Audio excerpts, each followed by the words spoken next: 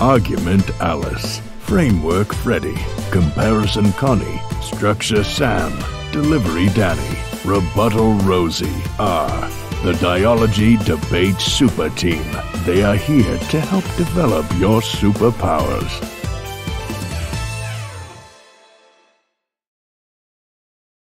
Hello everyone, Argument Alice here, and today we will learn to identify what makes evidence credible. We know that evidence is vital to our speeches. However, we might not feel comfortable finding the best sources possible. That's why today's lesson will focus on what makes evidence credible. The definition of credibility is the quality of being trusted and believed in. As debaters, we hope to find and use evidence that our audience can trust. Moreover, we hope that by using trusted evidence to support our claims, the audience can believe our arguments. Before we discuss how to find credible evidence, let's briefly talk about what makes evidence credible. The following criteria will help you identify credible evidence. First, our evidence needs to be timely. All sources that we use in our debate should be recent enough for the topic. For example, if our topic is related to global warming, we want information published within the last 5 years. Recent evidence of global warming and its impact on humanity should be easy to find. If excellent information exists from articles more than 5 years old, someone has likely commented on and improved that opinion recently. That's why most debate topics will call for evidence that's written in the last 5 years. Second, our evidence should be authoritative. We want to ensure that our evidence comes from an author or organization with authority. For example, would you trust a high schooler interested in climate change research more than the Intergovernmental Panel on Climate Change, specializing in scientific assessments on climate change policy? Probably not. And that's because the Intergovernmental Panel on Climate Change is an authority on the topic. Keep in mind that determining authority can be challenging while researching. We should always look for evidence that is reviewed by multiple people. Third, we should consider whom our author had in mind when writing the evidence. Ask yourself, who is the intended audience and why? An exciting fact written on a cereal box or mentioned during a TV show designed for children could be accurate, but it isn't the type of source we would use when presenting research to a team of the world's top scientists. That's why it is typically better for debaters to find evidence written for professors or experts than the general public. Fourth, our evidence should be relevant. In other words, our evidence should closely relate to our topic or argument. Whenever we find an article, it's best if we quickly read through the abstract or summary. We can also read through parts of the article to determine if it contains relevant information. Fifth, our evidence should have the correct perspective.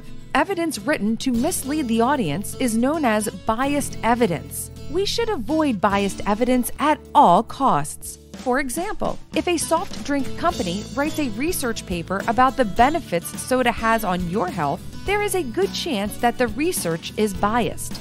That's because the company will significantly benefit if you believe in their research. It is best if our evidence is written by someone who will not directly benefit from the results.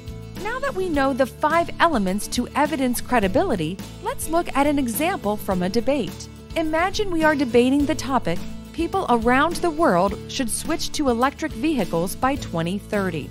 As the pro team, we argue that electric cars will reduce global warming and save millions of people.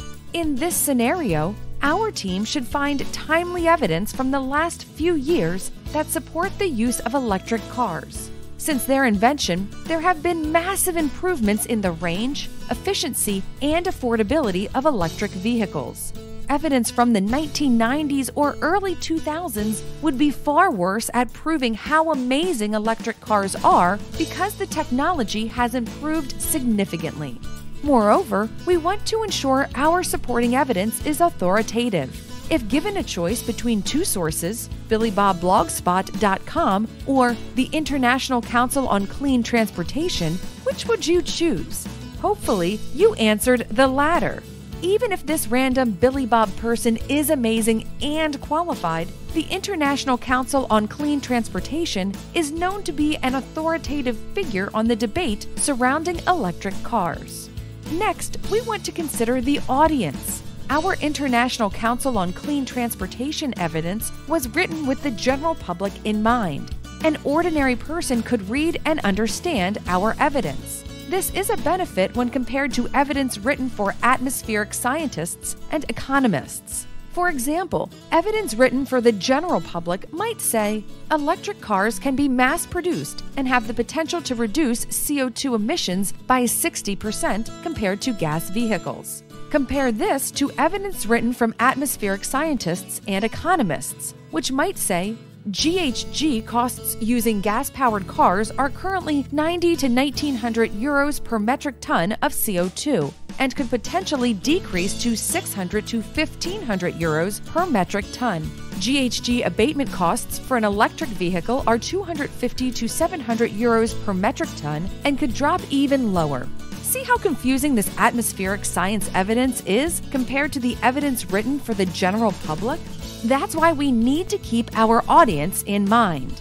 Now that we have timely, authoritative, and audience-centered evidence, we need to double-check if the evidence is relevant. If we found evidence written by the Chinese Space Agency in 2020 saying electric cars will have zero emissions in space, we would want to avoid using it in a debate. That's because space cars are less relevant to the topic than everyday cars used by ordinary people. In this scenario, our International Council on Clean Transportation evidence is still best because it is more relevant. Finally, we want evidence written for the correct perspective.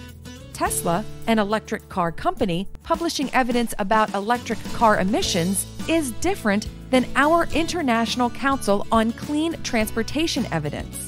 The Tesla evidence might be timely, authoritative, audience-centered, and relevant, but the electric car company will clearly benefit from publishing evidence in favor of electric cars. There is a strong rebuttal to be made that the Tesla evidence is overstated or simply false. To summarize, it's important to find timely, authoritative, audience-centered, and relevant information with the proper perspective. Following these 5 guidelines, it should be easier to identify what types of evidence are credible and worthy of your speech. Good luck!